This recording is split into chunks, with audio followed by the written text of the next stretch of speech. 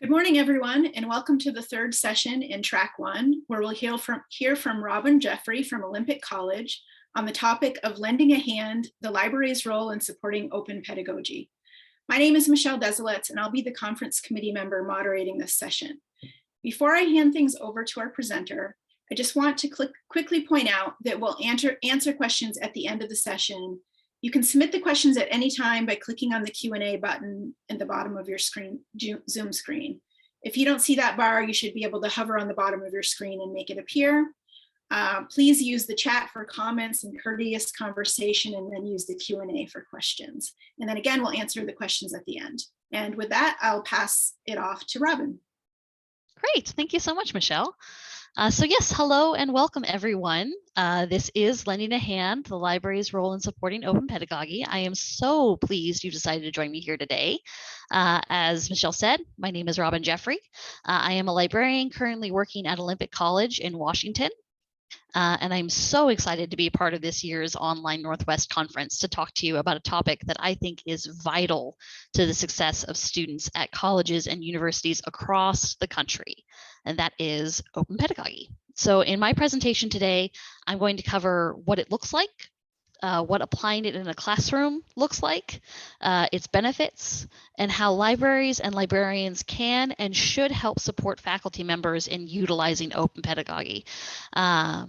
As Michelle said, I am very happy to take questions at the end of this presentation, so please don't be shy about using that Q&A box. I would love to take questions from you. Feel free to put the questions in at any time, but I will be answering them all at the end. With that in mind, let's get started.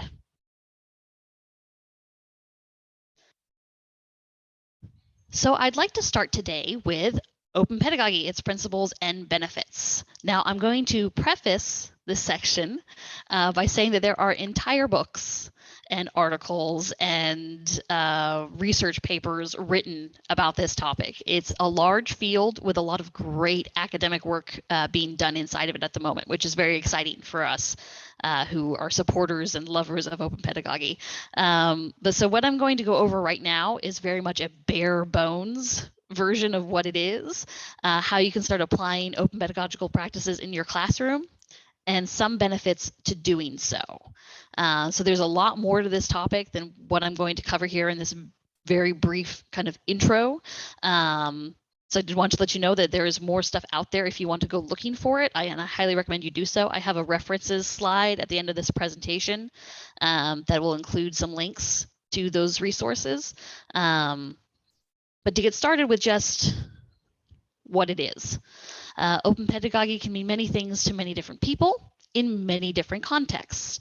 So we're going to begin by trying to get a firm and simple definition of the term. So I'm going to pop up 3 different little quotes about open pedagogy. And I'm going to give you guys just a second to read those through. So don't want to rush anybody or talk over anyone's reading, so I'll just be quiet for a second.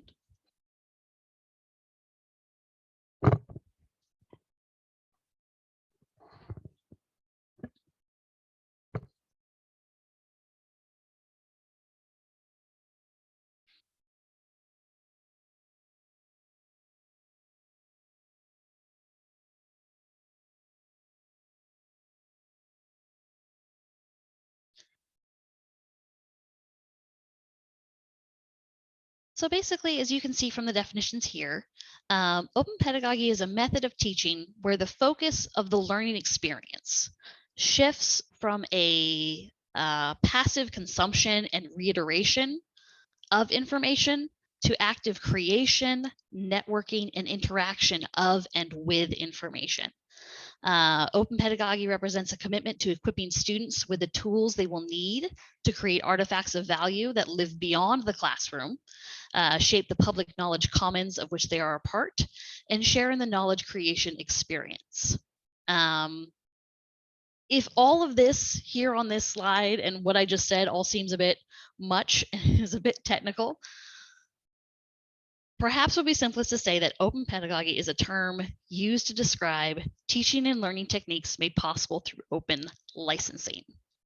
So this includes tools like open educational resources, OERs, Creative Commons licensing, other things like that. So anything that you can do with an open license, like I said, open educational resources, using Creative Commons licensed images, videos, all that kind of stuff. If you're using some of those tools in your teaching already, you're doing open pedagogy. Good job. Congratulations, you've done it. You've started down that path. Because at its basic core, that's what open pedagogy is. So that's what it is by definition, but what does it look like in practice? So what most people are most comfortable with open pedagogy is the inclusion of OER, open educational resources, in your course. This can be a great first step to take towards open pedagogy. I highly encourage you, if you have not yet engaged with open educational resources, such as open educational resource textbooks or lesson plans or any of that kind of stuff, please check it out.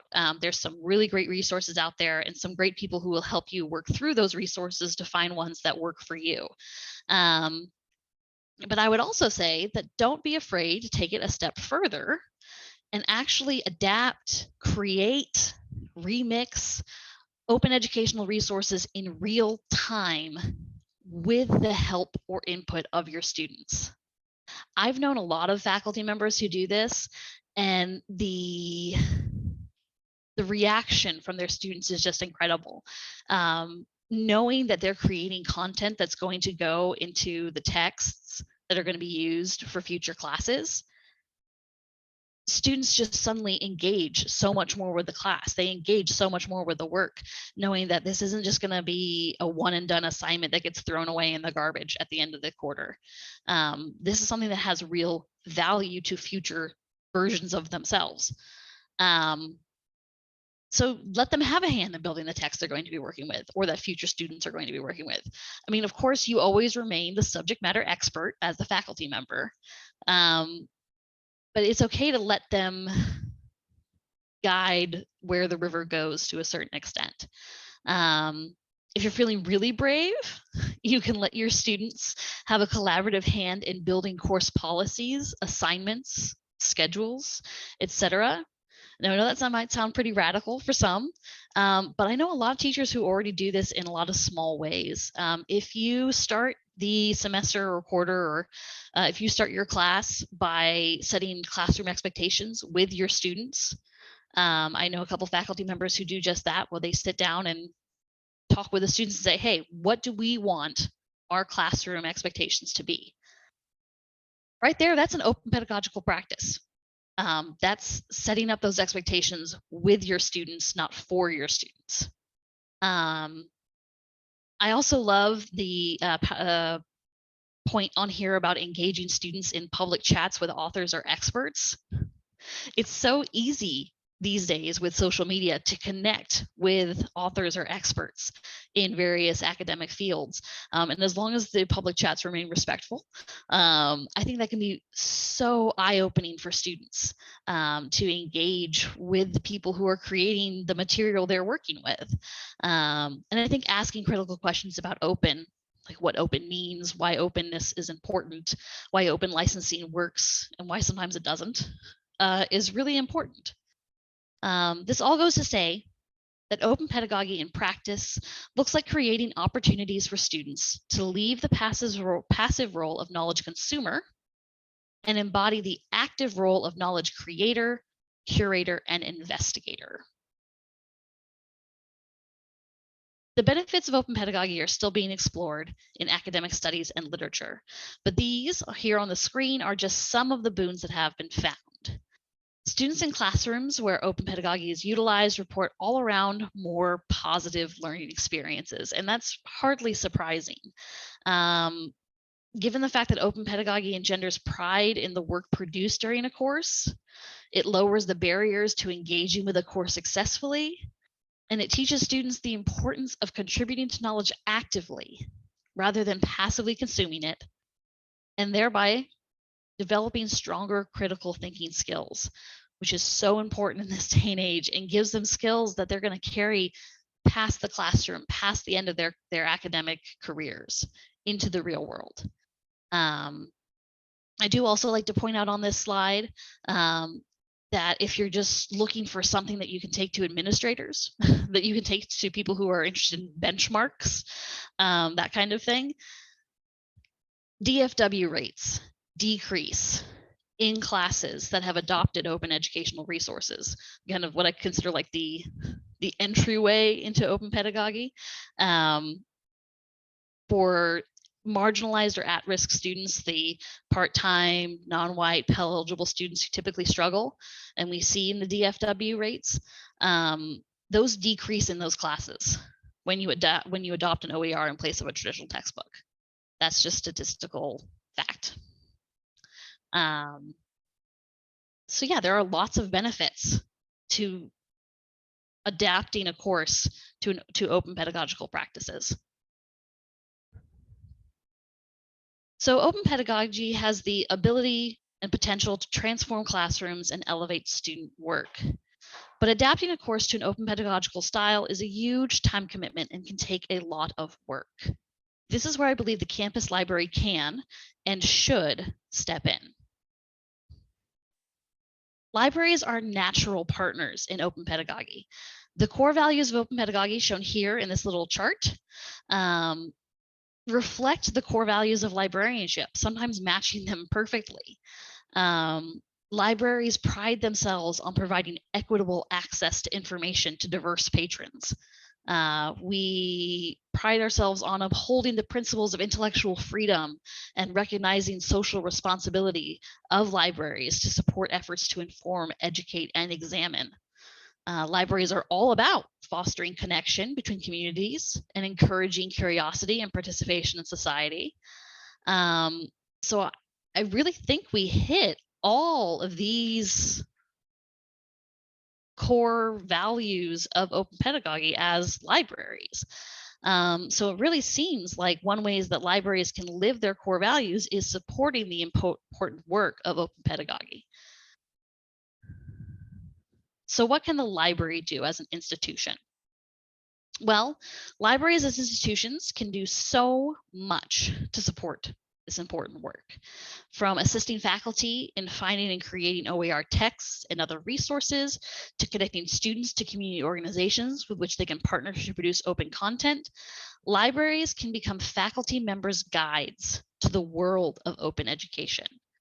I have found so many, when I was doing research for this presentation, I found so many wonderful LibGuides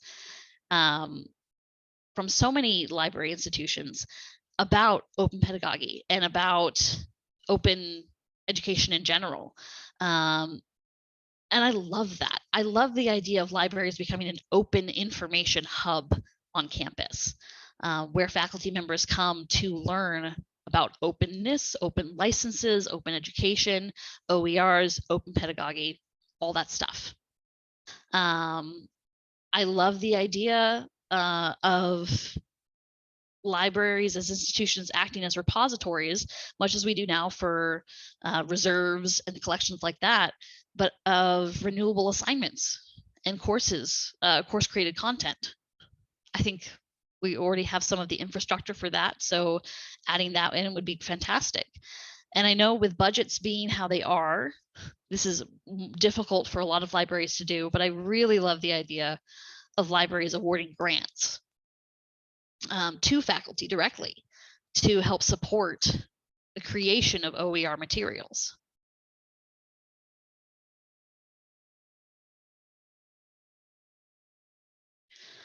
So librarians specifically, as individuals, members of the library, can help the important work being done in open pedagogy by actively partaking in it. We don't want to be one of those parents who say, do what I say, not as I do. If we are championing open pedagogy, we should be doing it. We should be using it in our own work. So adapting information literacy courses to reflect open pedagogy is not going to be simple. It's not going to be easy or quick, but its impact and benefits can be astronomical. Not only does the change to open pedagogy benefit students, proves the worth of this pedagogical style to other faculty members. Libraries should be actively investing in OER positions and encouraging their librarians to become OER literate, whether that be through outside trainings, through work with other libraries and other librarians. However it gets done, that should be a priority.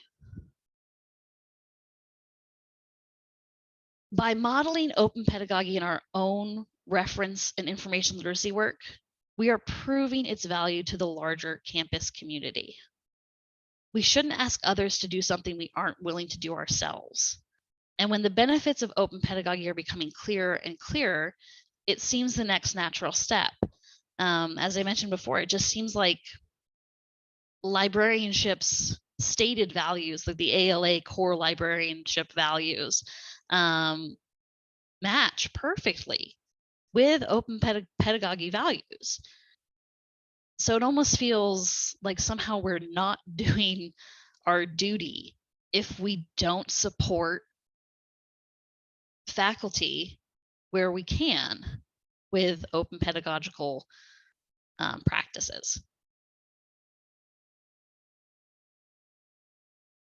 During a time when the value of open education, or education in general, especially higher education, is constantly being questioned, open pedagogy offers students meaningful classroom experiences in a way that few other pedagogical models have. Rather than passively consuming and reiterating information, they become active and critical creators and curators of information, something that they'll be asked to do constantly as they move forward into the larger world. And I'm just going to belabor that point for a moment because I think it's super important. Switching to an open pedagogical style in your classroom and supporting faculty members in doing that, it doesn't just make for a better classroom experience at the time. It does, and that's important. But it is actually equipping students to be better citizens, to be better critical thinkers, to be better human beings, which is, I would think, one of the ultimate goals of higher education in the first place. So it really behooves libraries and librarians to support this work. Without library support, instructors, faculty members, they're left to shoulder the burden of open pedagogy alone.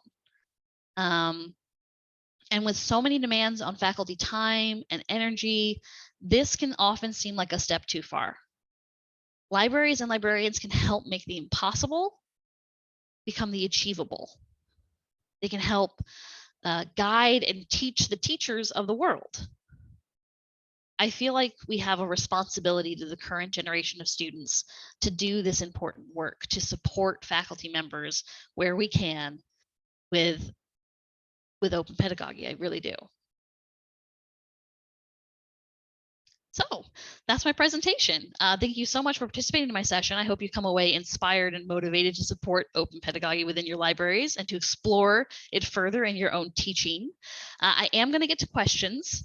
I see none in the Q&A at the moment, but I'm going to let some trickle in if there are any.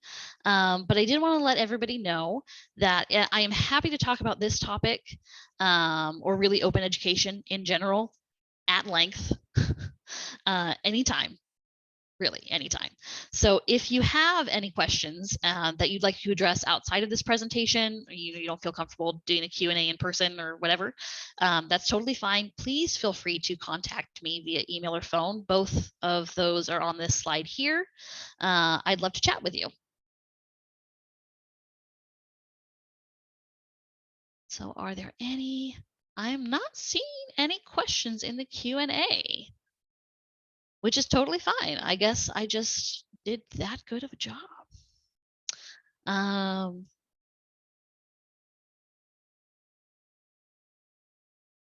happy to hang around. Michelle, I don't know if you want me to just kind of hang around if people have questions, or. Be great. Maybe we'll just give it another minute or two. Yeah, sure. Questions surface. If not, then Then great job and thank you. Yeah, of course. And, I'm going to go ahead real quick, and I think people have had a chance to kind of see my contact information here on this slide. But this is my long list of references. If anyone would like this presentation, it is openly licensed, of course. So I would be happy to share it. Once again, just feel free to email me or call me, and I would be happy to share this presentation with you so you can access all those tasty links on the reference slides. Oh, I see a few questions. Okay.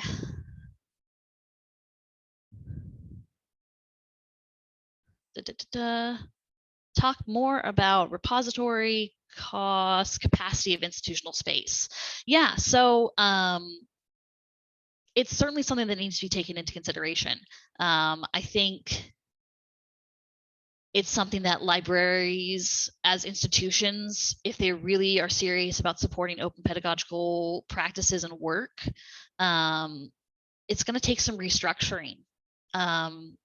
It's been my experience, and this is my experience in my library, so I recognize that that's not everybody's, that our reserves have been shrinking as more and more faculty members feel confident and comfortable hosting things on their own Canvas course shells and using more digital materials versus physical. But so there is where I see some real opportunity to kind of move some resources from perhaps supporting reserves to supporting some kind of digital repository of course created content. We also personally have at our library a repository for a framework that we're already using for like digital archives that would be great to just adapt to something like this. But it does cost to get that extra data storage room. And with budgets being what they are right now, that's a real challenge for a lot of campus libraries, and I totally recognize that. So yeah, I think that's kind of my take on that one. What has the support been from teaching faculty on your campus?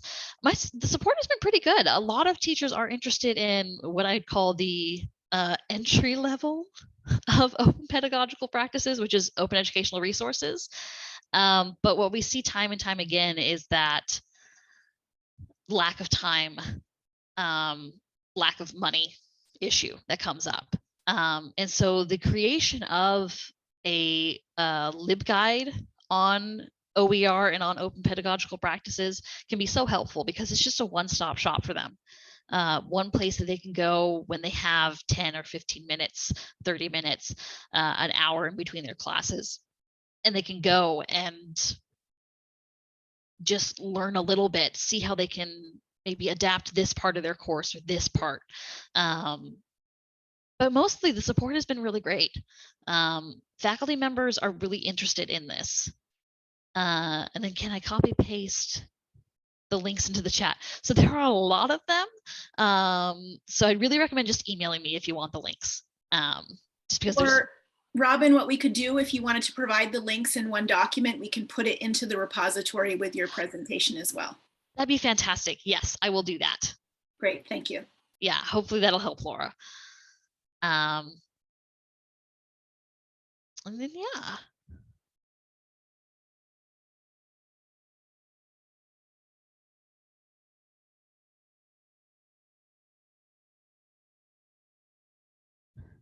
And yeah, as I said again, I am happy to talk about open educational resources in general. I am a big OER advocate. OER is my jam, but I think that it's all well and good to have open educational resources in your course, but to take the extra step and go into creating a course that is more modeled onto open pedagogical practices is kind of the next step in the journey. And it's a really important one. And I think libraries have a real place in helping that.